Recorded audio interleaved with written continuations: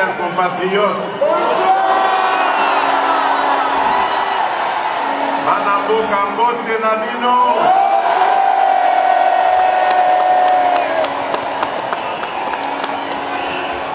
Je vais parler en français parce que il n'y a pas que des Congolais dans la salle.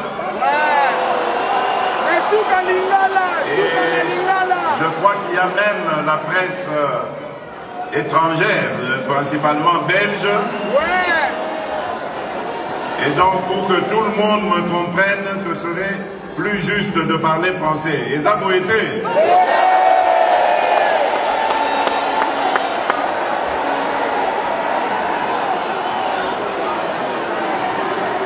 Mesdames et messieurs, chers compatriotes,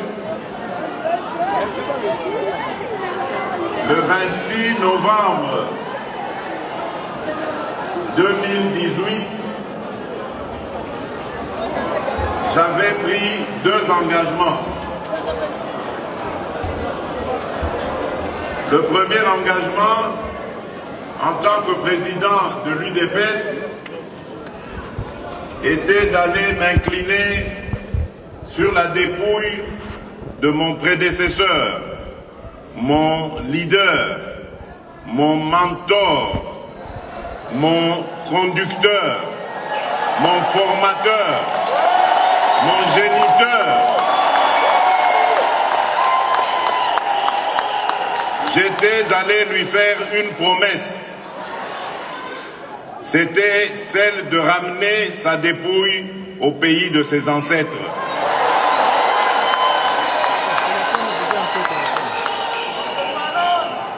Ma deuxième promesse, je vous l'avais faite à vous, chers compatriotes. Vous qui m'avez vu naître politiquement, parce que c'est ici que j'ai aiguisé mes dents politiques. C'est dans ce pays que j'ai pris mes premières fonctions politiques à la cellule de l'UDPS Leuven. C'est dans ce pays que j'ai accru ma capacité à développer la diplomatie de mon parti. Et donc c'est dans ce pays que j'avais fait la promesse à vous, mes frères, mes sœurs, de vous ramener la victoire.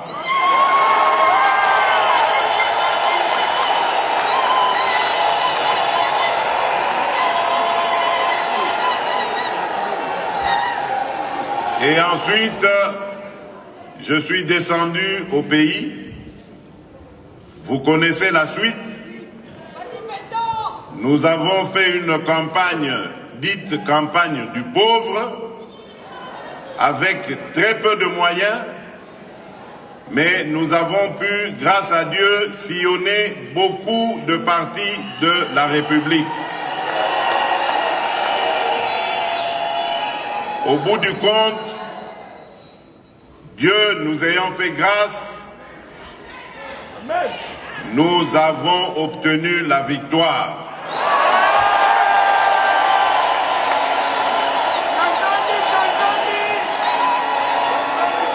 Et donc,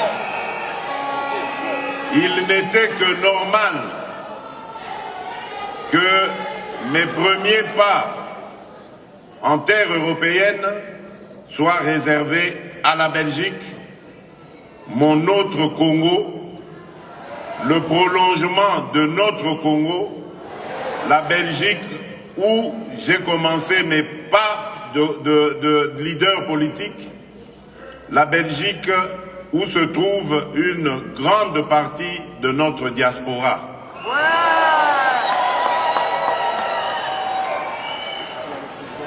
Et donc je suis là d'abord pour vous remercier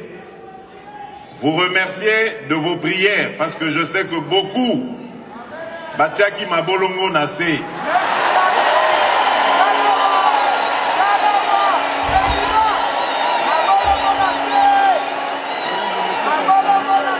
vous remerciez également de votre soutien, parce que je sais que beaucoup ont veillé comme nous ce soir-là du 10 janvier 2018 pour attendre les premiers résultats de la publication provisoire. Et ensuite, 10 jours après, pour attendre les résultats de la publication définitive par la Cour constitutionnelle. Je tiens à vous remercier chaleureusement. Merci. Et donc, on vous remercie.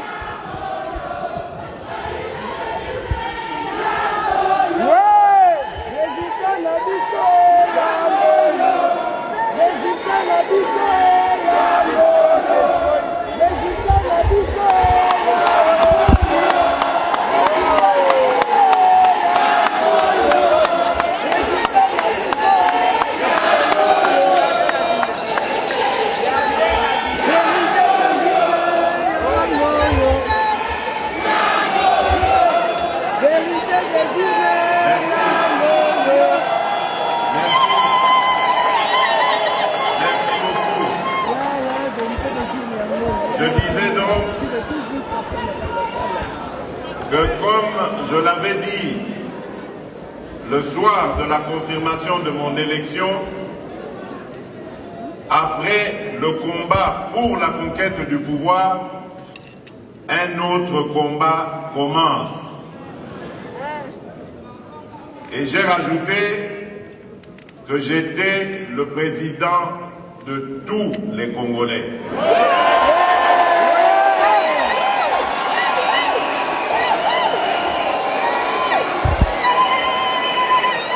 J'étais le président des Congolais qui m'ont élu et également de ceux qui ne m'ont pas, qui n'ont pas voté pour moi.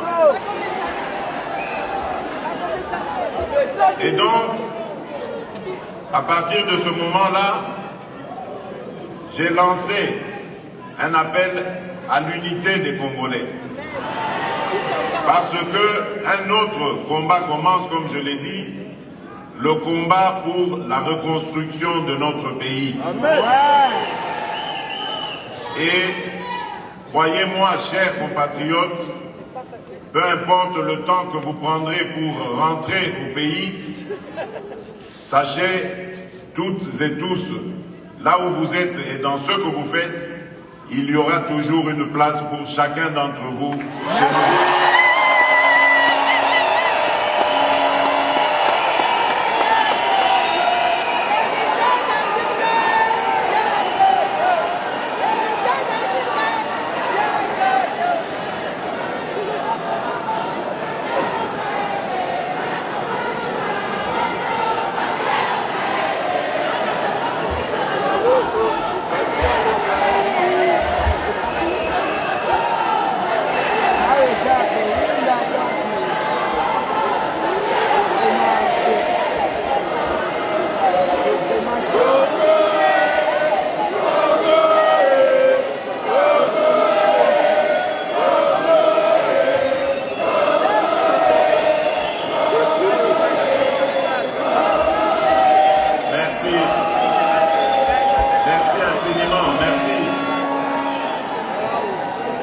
Je disais donc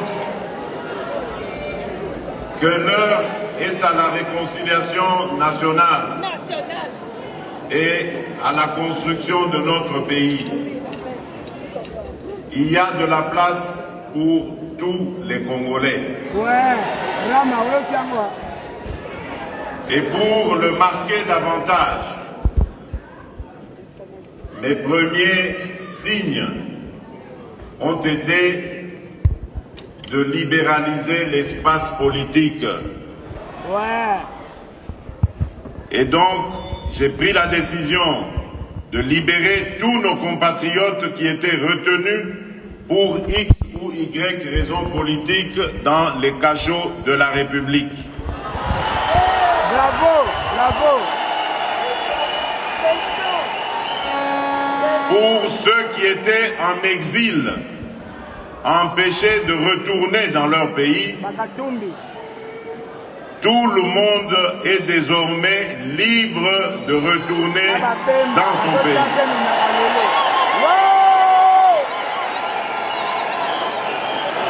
Aujourd'hui, il n'y a plus de raison désormais à prétendre craindre le pouvoir qui est en place. Mais je ne demande pas à revenir incessamment parce que je connais les réalités de la vie à l'extérieur du pays, surtout ici en Belgique.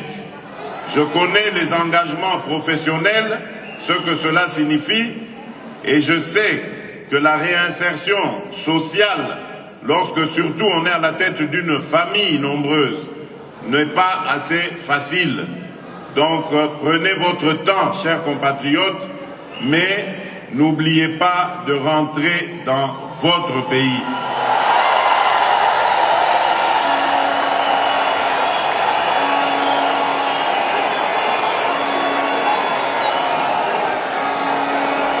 Le Congo a besoin de vous. Nous avons plusieurs chantiers en construction. Le premier chantier, c'est celui, bien entendu, de la paix et la sécurité. Tant qu'un seul de nos compatriotes souffrira de manque de paix et de sécurité, je ne me sentirai jamais à l'aise. Merci. Béton! Nous sommes en train de tout mettre en œuvre. Aujourd'hui, notre armée est déployée en Ituri et dans le nord Kivu principalement, dans le but d'éradiquer complètement toutes ces poches de violence, une violence d'ailleurs inhumaine et gratuite qui est administrée injustement sur nos compatriotes vivant dans ces contrées. Je n'abandonnerai pas ce combat tant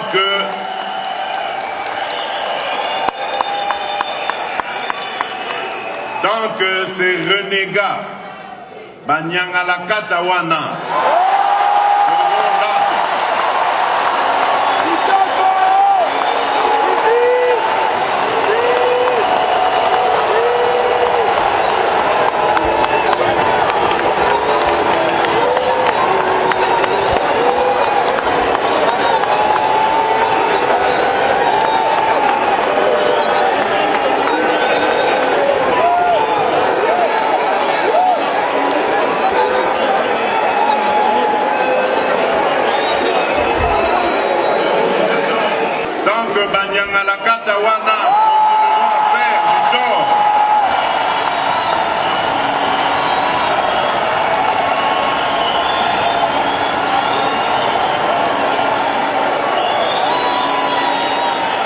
Tant qu'ils continueront à faire du tort à nos compatriotes, ils me trouveront face à eux.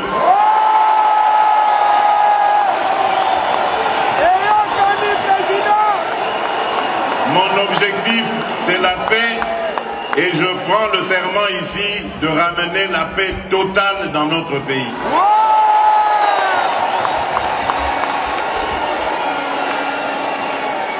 Le deuxième objectif, le deuxième chantier, c'est celui de l'instauration d'un état de droit. Ce vœu cher à notre grand combattant, l'immortel Étienne Tshisekedi Wamulumba.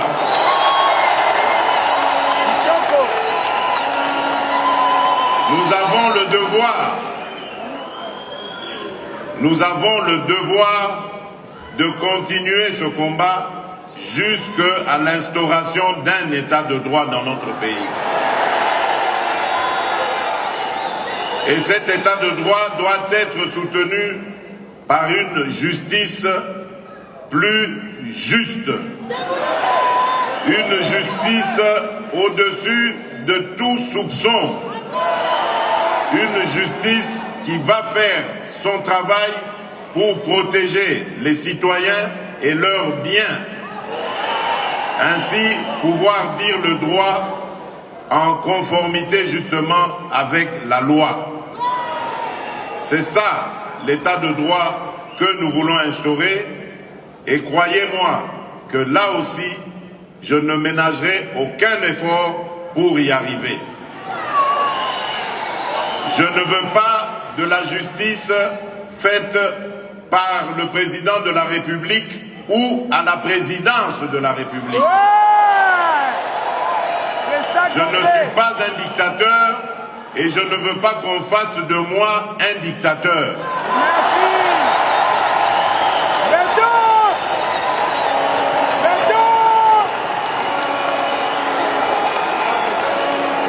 Bien parlé, monsieur le président. Merci.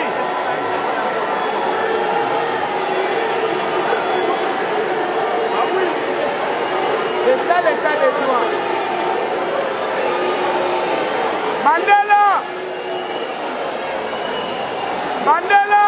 Cet état de droit nous permettra de déployer en toute confiance notre programme, et ça, ce sera le troisième chantier qui s'attaquera aux luttes, à la lutte contre les anti-valeurs. Merci. La lutte contre principalement la corruption. Ouais. Ce mal qui a rongé notre pays et qui a complètement ruiné notre économie. Merci. Tant qu'il y aura des corrompus en République démocratique du Congo, le développement ne sera pas possible. Merci. Les Congolais doivent comprendre que nous devons rejeter ces pratiques et nous consacrer réellement à la bonne gouvernance en usant comme il se doit de nos potentialités et ainsi pouvoir accroître notre richesse et par là mieux la redistribuer afin de réussir la lutte que nous avons engagée contre la pauvreté. Merci. Et d'ailleurs, à ce sujet, j'ai même un conseiller spécial chargé justement de m'aider à lutter contre la pauvreté. Merci. Dans les jours qui viennent, nous proposerons aux Congolais notre programme de lutte contre la pauvreté et vous verrez combien il est ambitieux et porteur d'espoir. Merci. L'autre chantier qui est déjà aussi en cours, c'est celui de l'éducation. Depuis le 2 septembre de cette année, dans l'enseignement fondamental, il y a désormais la gratuité.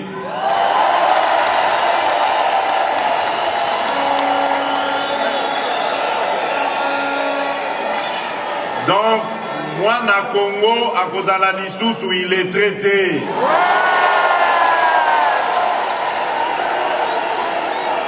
Pour accueillir la Kotanga pe kokoma ofele.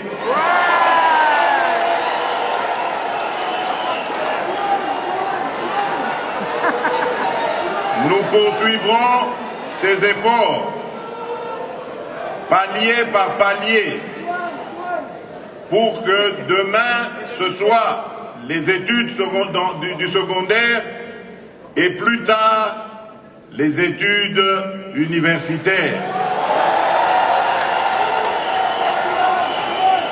Avant la fin de mon mandat, j'aimerais revoir les premiers étudiants boursiers bénéficiant de la bourse du gouvernement de la République.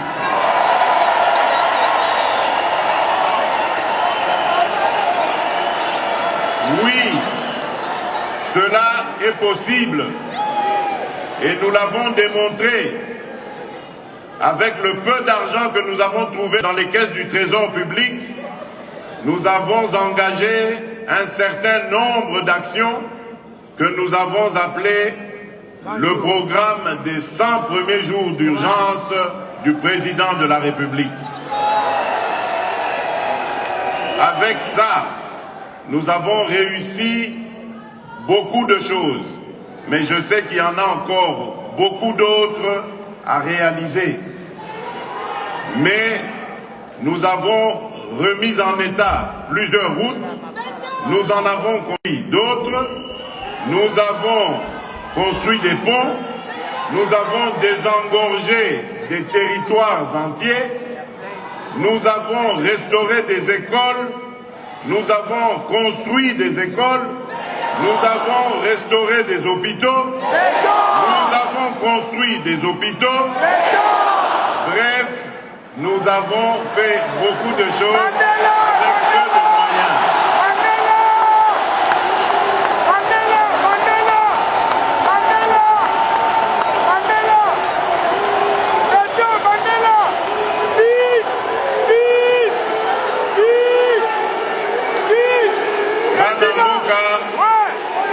Les chantiers continuent. Nous avons également le chantier de la santé. Comme je vous l'ai dit, dans mon programme, j'ai mis au cœur de ma stratégie l'homme congolais. Et donc, tout sera fait pour l'épanouissement de l'homme congolais. Son éducation, sa santé, son emploi, son bien-être, tout sera fait pour l'épanouissement du Congolais.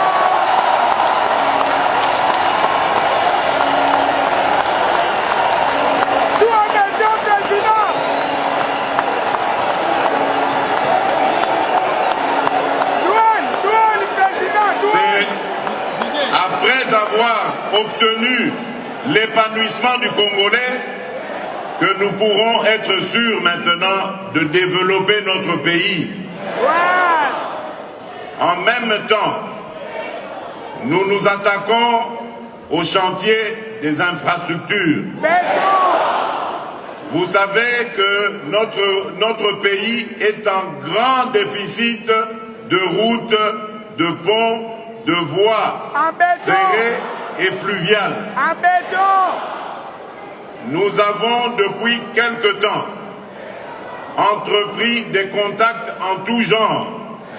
C'est ce qui explique d'ailleurs les nombreux déplacements que j'effectue avec des investisseurs dans plusieurs domaines pour qu'ils viennent nous aider à reconstruire notre pays. Nous avons d'énormes projets qui vont transformer la République démocratique du Congo en pays développé.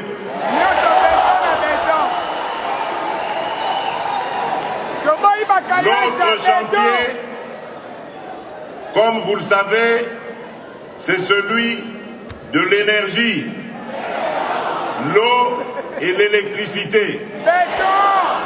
Aujourd'hui, chers compatriotes, il y a moins de 10% de notre population qui a accès à l'eau et à l'électricité.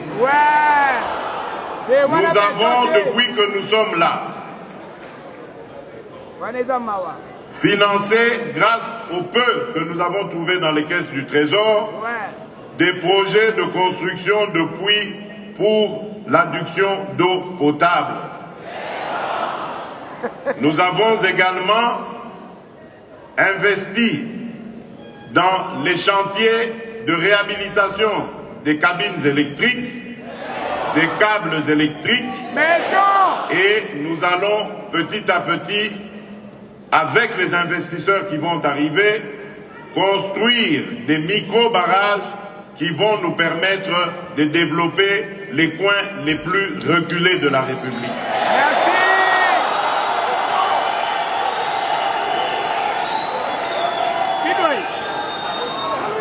Nous avons également le chantier du numérique et ça va faire plaisir aux jeunes. Le numérique est une nouvelle technologie qui est bien maîtrisée par nos jeunes. Merci. Nous voulons l'amener dans l'économie de notre pays. Cela nous permettra de mieux rationaliser nos dépenses et nous permettra d'augmenter les recettes du Trésor. Et avec cela, de relancer la croissance économique et de pouvoir faire face aux défis du futur. Nous avons également le chantier, et c'est un chantier énorme, de la diversification de notre économie. Comme vous le savez, les mines, les activités minières, qui pourtant devaient être un bonheur pour notre pays, sont la source de tous les malheurs du Congo et des Congolais.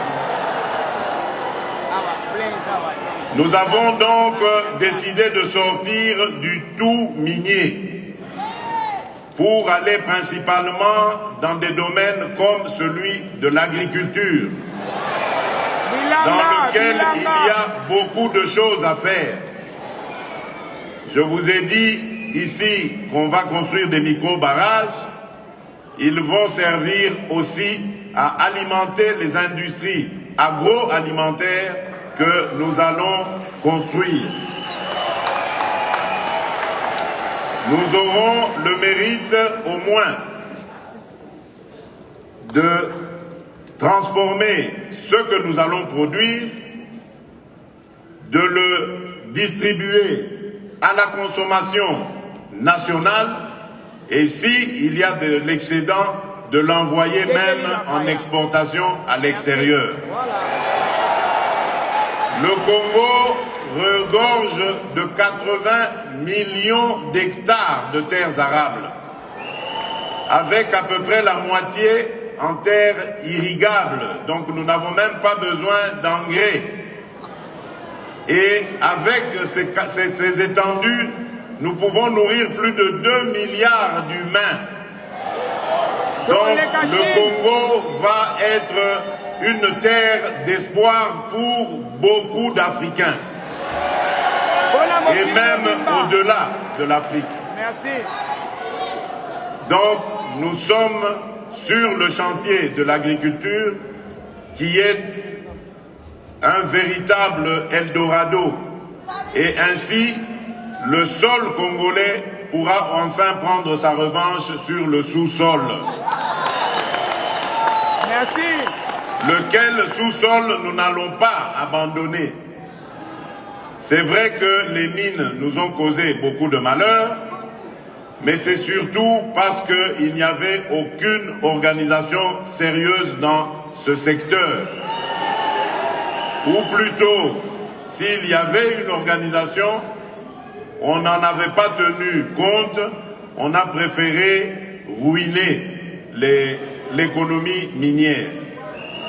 Et donc nous allons remettre de l'ordre en nous conformant aux lois en vigueur, en rassemblant les creuseurs que beaucoup de traders utilisent à tort pour faire du mal au cours de nos matières précieuses.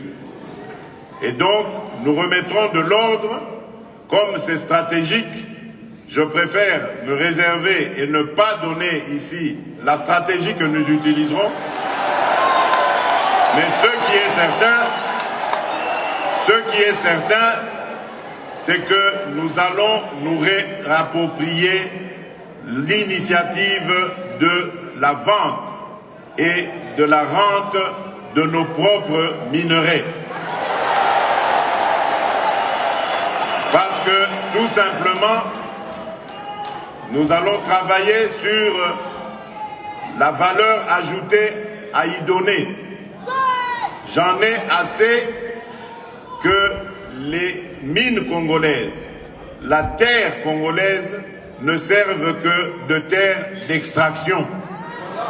Maintenant, il est temps aussi que ce soit une terre de transformation.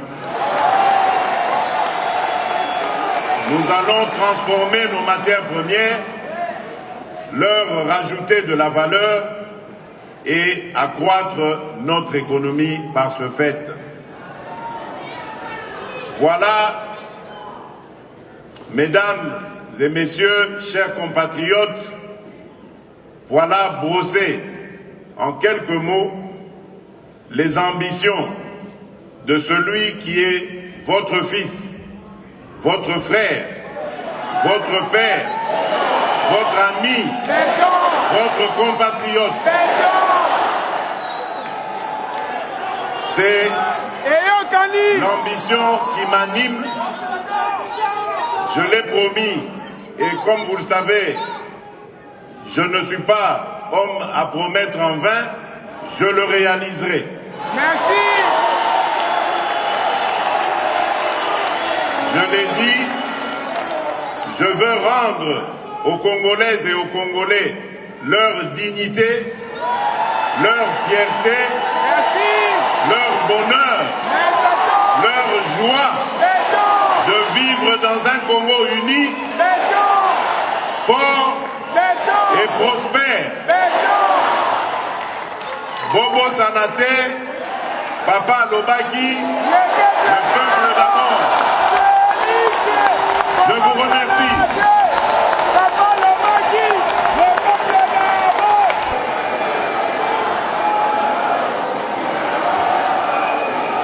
Merci. Merci à